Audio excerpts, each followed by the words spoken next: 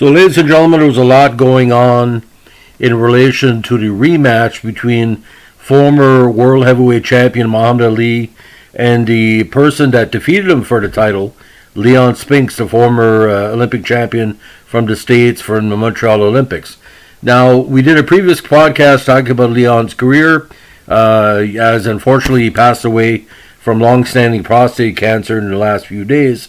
But today we're going to talk about the machinations around the second fight and also some of the undercard that made this probably one of the most watched entertainment events in the history of the world for like a one-off.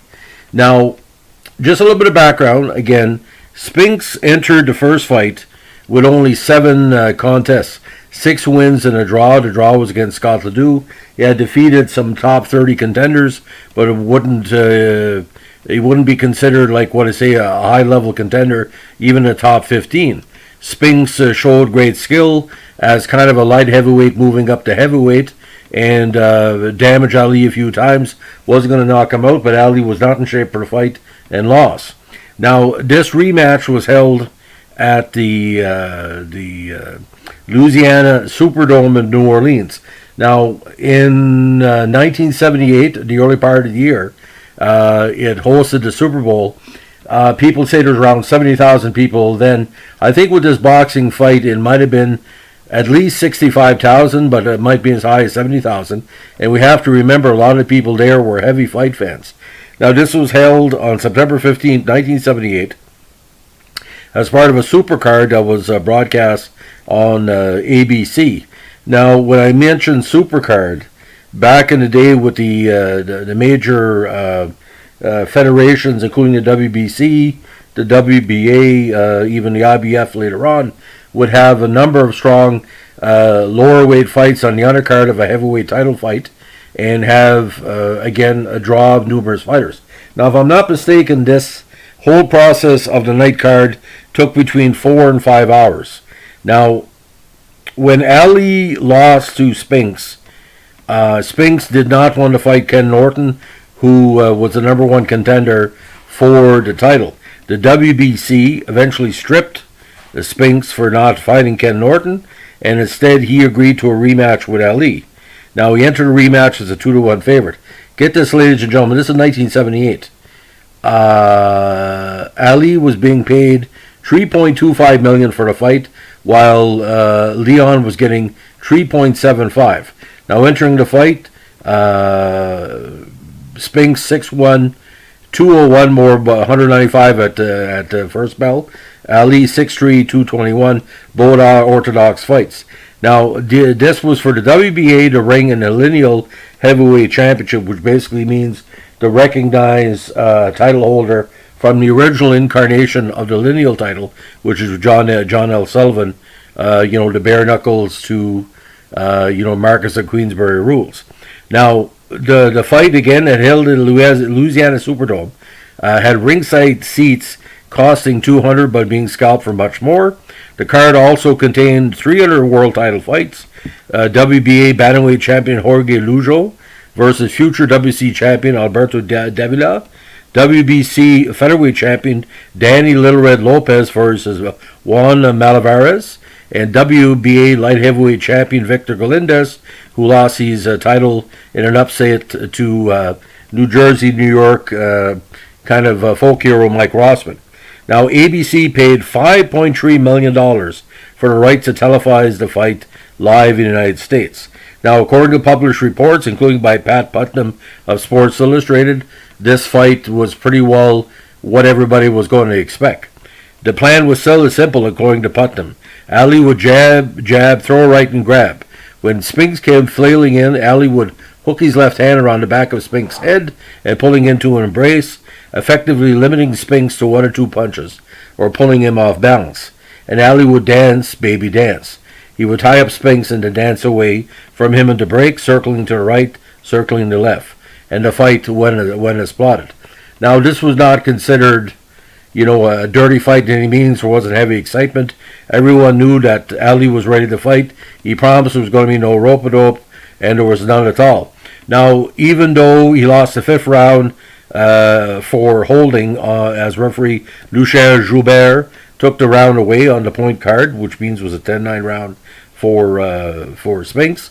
The AP eventually scored the fight 12-3 for Ali, while the judges had about 11-4, 10-4-1, and 10-4-1, all in favor of Ali, giving him an unanimous decision win. I had Ali 10-4-1 because I don't think Spinks won any rounds in the last 6 or 7, and again, you have to take away that round for what the referee took away. Now, the attendance for the fight allegedly was 63,352, but I think there was a lot of non-paying customers. Now, at the time, it was the largest indoor attendance ever for a boxing match. Ticket sales were 4.8 million, and it was the highest live gate for a sporting event at the time. Now, you're basing tickets at between $350 to $200, but you would never see 65,000 people in 2021 for a boxing match. That would be unheard of because of security protocol and COVID and all that. Now, it's estimated that 90 million people watched the main event in the States, with 46.7% of TV sets in the nation tuned in. I think it was higher than that. The fight was estimated to have been watched by a record 2 billion viewers worldwide in some 80 nations. I tend to agree. Ali was big in Australia, India, Canada. Canada, I would figure at the time we had 20 million people. Probably 6 or 7 million people watched the fight because it was shown on the CTV television network, which had high ratings at the time. I would expect that all the hype for boxing at the time, 78 was a big year for boxing as well, as everybody was getting into the different battles. For example, the welterweights were getting strong because Duran had moved up from lightweight. You had the middleweight, Marvin Hagler's long-time quest to win the middleweight championships. The light heavies were quite formative. You had Galindez and the rest of the contenders fighting for that major world title. You had Eddie Gregory, Matthew Franklin, James Scott, all these up-and-coming champions and contenders. So, and the lower weights were tremendous as well. Now Ali again got the title back and avenged his split decision loss to Spinks, and he became the first man to win the world heavyweight title 3 times. Now, in June '79, Ali sent an official letter of retirement to the WBA. Promoter Bob Arum said he paid Ali $300,000 to announce his retirement because Ali's reluctance had delayed the scheduling of a fight between John Tate and Jerry Coetzee for the vacant WBA title. John Tate eventually won the title and was knocked out later on by Mike Weaver in that famous 15-round fight. And a podcast of that fight is on my channel as well. Now, Arum said we knew Ali was going to retire, but as long as he delayed, I couldn't make definite plans. Now, unfortunately, in October 1980, Ali returned to face WBC champion Larry Holmes, and Holmes had defeated Norton for the unofficial belt in their key fight. And in that fight, Ali could not answer the bell for the 11th round. He then retired for good after a lackluster loss to Trevor Berbick more than a year later in December of '81, thus making this fight the final win in Ali's career. Now, Spinks said 2 weeks after the fight, he had no bad feeling against Ali. I congratulated him because he is still my idol.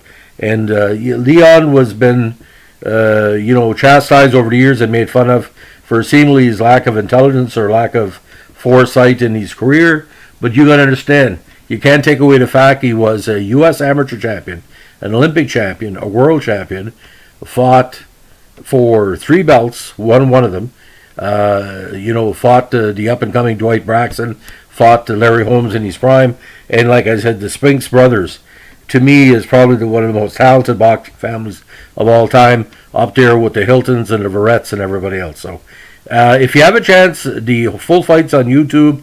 It's good to see the ABC version, the original broadcast, because it gives a little bit of background of Spinks and Ali's career. But to see Ali kissing to the crowd, at the end, that's how it should have ended for Ali. But him decided to come back to take on Larry Holmes and Berbick. Did that advance his Parkinson's syndrome? I really think so. But like I said, Spinks didn't hurt him in these 2 fights. I think he took harder punches from Ernie Shavers a short while before. See, Ali was 5 years past his prime. I mentioned that in the other podcast about Leon. He should have quit after Frazier. but tried to tell anything to Muhammad Ali back then.